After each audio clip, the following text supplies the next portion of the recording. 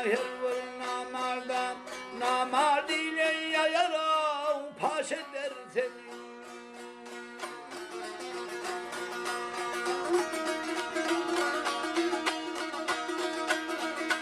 Ey oğru kendam bilen ovada solmay malından ayırana ac eder seni.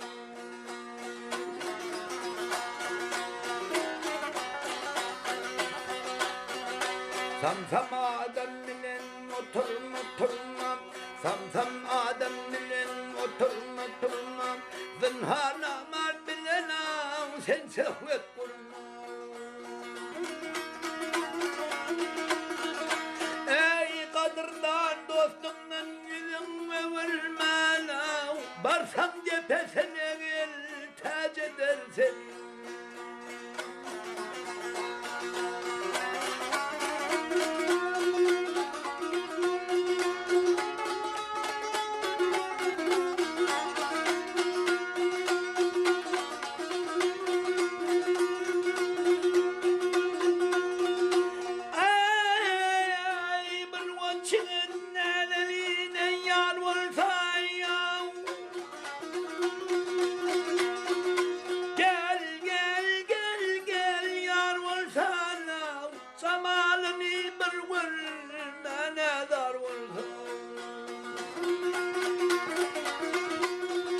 Ortasında bir sumra kıybar olsa yakşı dostum biline öc eder seni.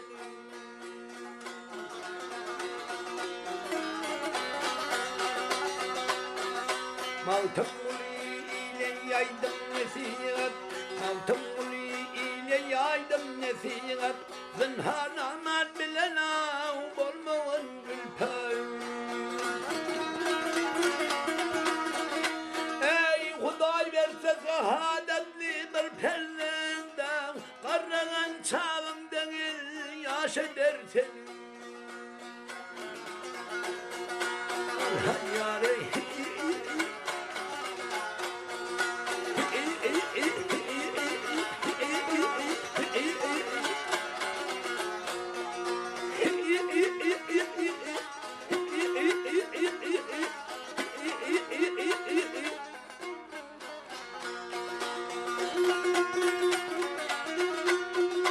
Karragan çağında yaş eder seni ya Varsan cephesine gel tac eder seni.